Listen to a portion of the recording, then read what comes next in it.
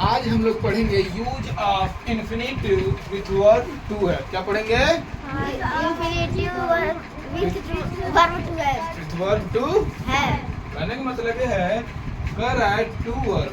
To है, क्या है? टू है। बोल रहा है वर्ब के साथ इन्फिनिटिव का प्रयोग। वर्ब के साथ इन्फिनिटिव का प्रयोग। ठीक है, तो चलो देखते हैं क्या कर रहा है वर्ब। पहला क्या है? वर्ब। टू हैव का प्रेजेंट टेंस में क्या होता है? हैज है। क्या होता है? यदि हम प्रेजेंट टेंस में वर्ब टू हैव का फॉर्म पढ़ेंगे तो उसको क्या कहते हैं? हैज है। क्या कहते हैं? हैज है। यदि हम वर्ब टू हैव का पास्ट टेंस में पढ़ते हैं, क्या पढ़ते हैं? पास्ट टेंस में वहाँ पे हैड लिखेंगे। क्या लिखेंगे? हैड। क्या लिखेंगे? हैड। यदि वर्ब टू हैव का रूप यदि प्रेजेंट टेंस में पढ़ते हैं, किसमें पढ़ते हैं? Present tense. वहाँ पे शैल हैव और विल हैव। शैल हैव और विल हैव। विल हैव का प्रयोग करेंगे।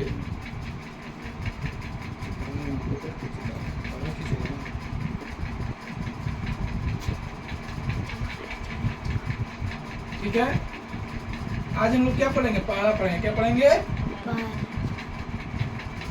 वर्ब टू हैव का रूप प्रेजेंट टेंस में हैज और हैव।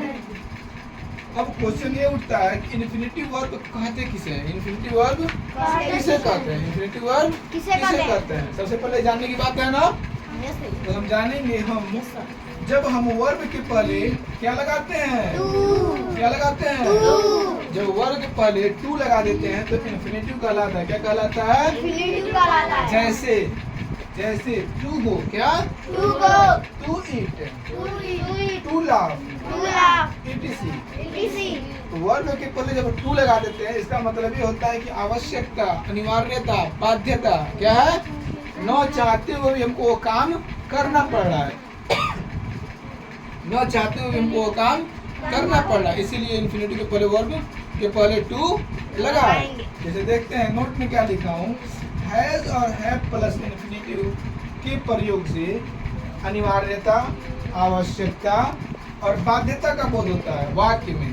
इसमें वाक्य में पहले बताया है ना कि वर्ब के पहले टू लगा देने पर क्या होता है? हमारा क्या होता है? इन्फिनिटिव वर्ब कहलाता है। क्या कहलाता है? इन्फिनिटिव वर्ब कहलाता है। ठीक है, अब देखते हैं पहला प्रेजेंट टेंस में इन्फिनिटिव का प्रयोग। प्रेजेंट टेंस में इन्फिनिटिव का प्रयोग। ठीक है,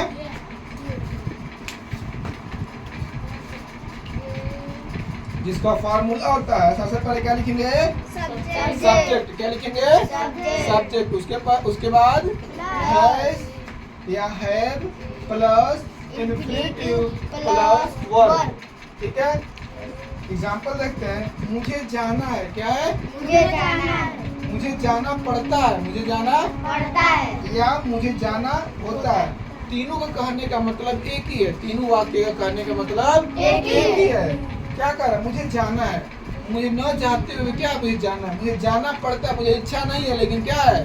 मुझे जाना पड़ता है। मुझे जाना होता है, न चाहते हुए भी क्या है? मुझे जाना होता है। जब ऐसे वाक्य आते हैं तो उस पे सब्जेक्ट लिखते हैं हैज या है plus infinitive plus verb. Verb के पहले क्या लगाएंगे? इन्फिनिटिव। क्या लगाएंगे? Infinitive. Infinitive means to. Infinitive means to. For example देखते हैं, हम बताए थे अगर यदि शुरू में क्या है? मुझे उसकी अंग्रेजी क्या लिखते हैं? अगर यही मुझे लास्ट में आए तो वाक्य में उसकी अंग्रेजी क्या लिखते हैं? मी। क्या लिखते हैं? मी। यहाँ पे सब्जेक्ट हमारा क्या है? मुझे। क्या है? मुझे का अंग्रेजी क्या हो गई? आई। हम जानते हैं कि आई और वी के साथ, आई के साथ, यू के साथ, ठीक है, दे के साथ, नेम्स के साथ, वी के साथ हैव का प्रयोग करते हैं। किसका प्रयोग करते हैं? हैव का।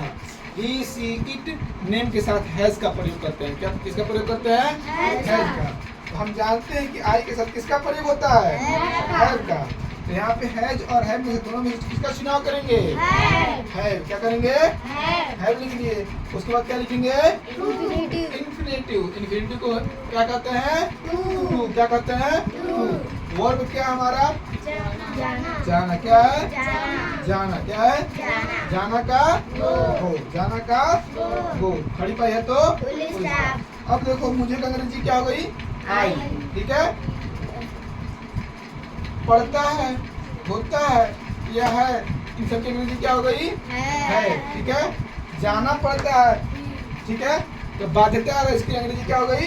To go. खड़ी पाई है तो फुल स्टॉप। अब देखते हैं, उसे खाना पड़ता है, उसे खाना पड़ता है, या उसे खाना होता है, या उसे खाना है।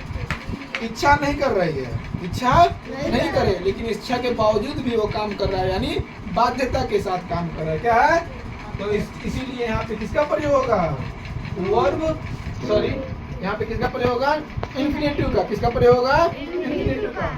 उसे क्या है? उसे का अंग्रेजी क्या हो गई? ही। ठीक है, अकॉर्डिंग टू फॉर्मूला हैज या हैव में किसको लिखेंगे? हम बताएं ना, ही, सी, इट, नेम आता है तो किसका प्रयोग करते हैं? हैज का। किसका प्रयोग करते हैं? हैज का। उसके बाद क्या लिखे हैं? इंफिनिटिव है ना, इंफिनिटिव क्या लिख दिए? Infinitive to. क्या लिख दिए? Infinitive to.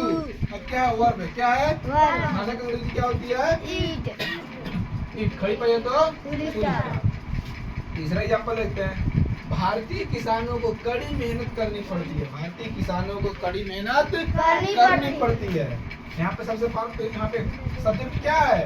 भारतीय भारतीय किसान। क्या है? भारतीय किसान तो किसान एक तो है नहीं, बहुत सारे किसान हैं, बहुत सारे है ना। तो फार्मर में क्या कर देंगे?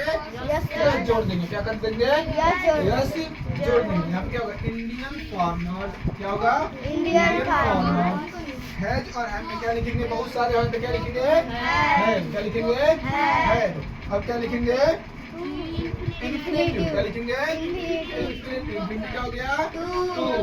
कड़ी मेहनत का, कड़ी मेहनत करना क्या होता है? Work hard. क्या होता है? Work hard. खड़ी पाई है तो फुल स्टॉप एक्सरसाइज 62 बना के लाना। कौन सा? कल तुम लोग को फिर से एक्सरसाइज बनवाएंगे। ठीक है, एक्सरसाइज नंबर 62 कल देखने को मिलेगा। लाइक और सब्सक्राइब। Thank you.